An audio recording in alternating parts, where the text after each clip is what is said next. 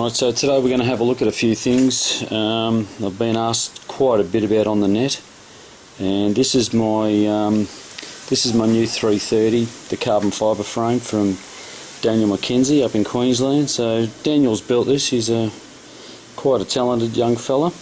All carbon fibre. Now this had a bit of an accident here a couple of weeks ago, and new set of arms, away we go. Now what else we've changed on this? Well, I've put a Flip 32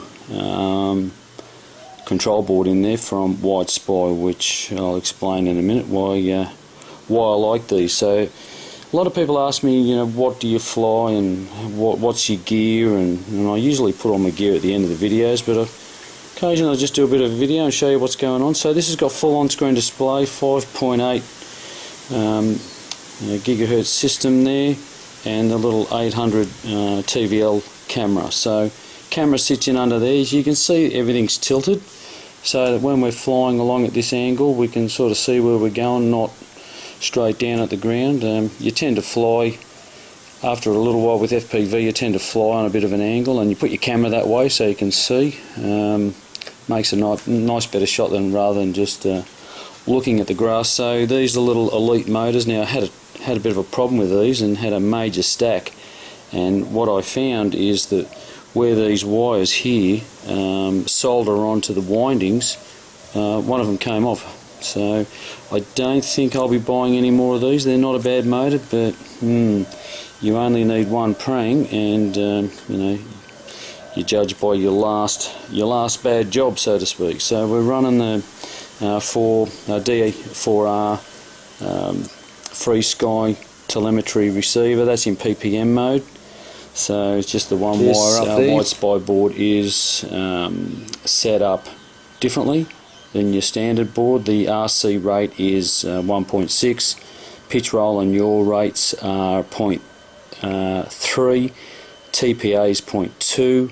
And I've left the RC Expo at 0.65, so we'll see how we go. We're flying the standard 6x 4.5 HQ props, don't fly anything else.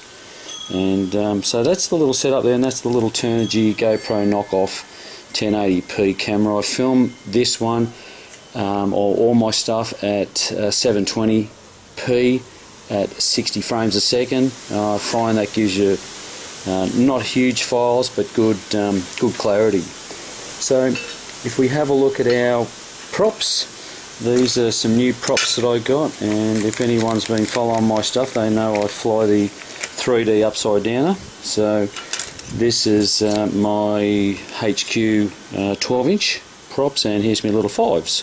So these are the little stubby nose ones for 3D, and you can see they're virtually 45 degrees.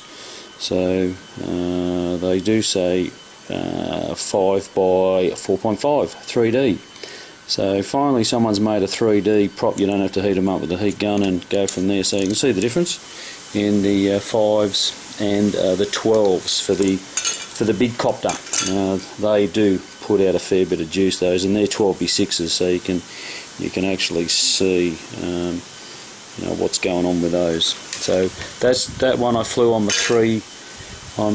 580. So we've got the Fat Shark goggles here. These are the faves. These are the only ones, so they've got to be the faves. So in here is the module that obviously you connect up to. What I've done is I've purchased a this guy here, and we'll get him out the box. So this guy here is a 1.3 gigahertz unit. So that, out in the park, take that cover off, pull that out, it's just pinned. That one sits in there, and you can run your 1.3, obviously different antenna, but saves me lugging around me big ground station. So that's yet to be tried. That was about $44. For me 5.8, I don't think you can really beat these. I either fly immersion or the Sky Zone. So this is your 305 single input. So really good unit. Take that out, multi-channel, got 32 channels, and away you go. Stick that up, not that antenna of course, don't fly, these are crap antennas, but basically take this out and away you go, and you can plug straight from here into your Fat Sharks by the cable that comes with this, and it just overrides that, it'll override that, that unit in the Fat Shark there.